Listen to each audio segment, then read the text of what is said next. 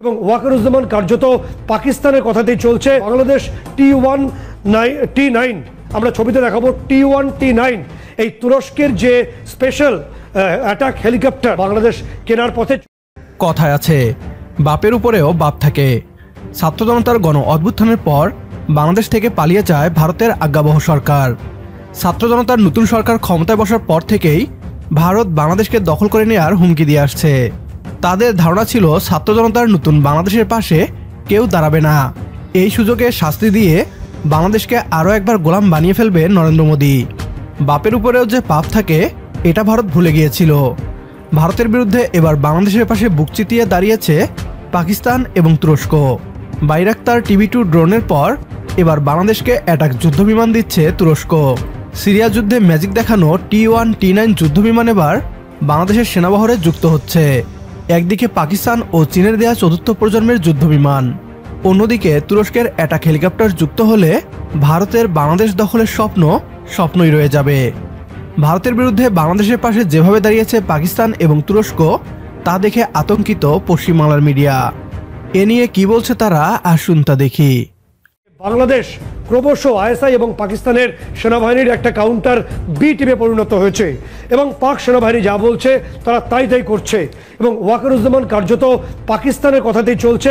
দুটো বিষয়ের উপর দাঁড়িয়ে সে তথ্য আসছে। প্রথমত সম্ভবত বাংলাদেশ চীনের কাছ থেকে J-10C fighter jet, single seat অর্থাৎ সিঙ্গেল ক্রিউ মেম্বার থাকবে, সিঙ্গেল ইঞ্জিন এবং মাল্টিরোল প্লেয়ার যে ফাইটার জেট, সেই ফাইটার জেট তারা কিনতে চলেছে। একই সঙ্গে আরও একটি তথ্য পাচ্ছি যে পাকিস্তান থেকে JF-17 যেটা চীন এবং পাকিস্তান একসঙ্গে বানিয়েছিল, এই পাকিস্তানি ফাইটার জেট বাংলাদেশ কিনতে চলেছে। অর্থাৎ আমাদের পূর্ব প্রান্তে সবকিছু ঠিকঠাক থাকলেও দ্রুত পাকিস্তানি ফাইটার জেট চলে আসছে।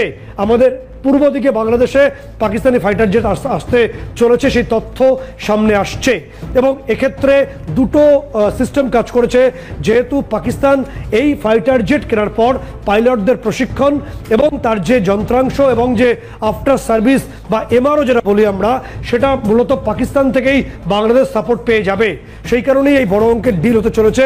এবং তার সঙ্গে যে তথ্য আসছে যে বাংলাদেশ T1T9 আমরা ছবিতে দেখাবো। T1T9 এই তুরস্কের যে স্পেশাল অ্যাটাক হেলিকপ্টার লাইট, এটাকে আমরা LCH বলি, অর্থাৎ লাইট কমব্যাট হেলিকপ্টার। এই LCH বাংলাদেশ কেনার পথে, চুক্তি হয়তো হওয়ার পথে। এবং এই LCH T1T9 তুরস্কের এই হেলিকপ্টার মূলত পাহাড় অর্থাৎ উঁচু যে হাই অল্টিটিউডসগুলো আছে সেখানে লড়াই করতে অভ্যস্ত। গোয়েন্দা রিপোর্ট আসছে যে এই T1T9 এই তুরস্কের থেকে গোটা দশেক এরকম হেলিকপ্টার হাতে পাওয়ার পর বাংলাদেশ সেগুলোকে চট্টগ্রামে পাহাড়ি এলাকায় ডিপ্লয়মেন্ট করার চিন্তা ভাবনা শুরু করেছে।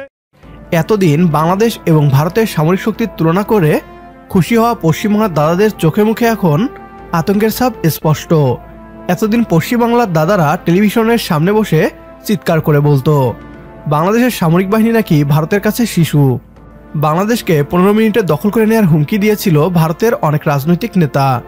এবার তুরস্ক এবং পাকিস্তান বাংলাদেশের পাশে এসে দাঁড়াতেই দাদাদের মুখ শুকিয়ে গিয়েছে।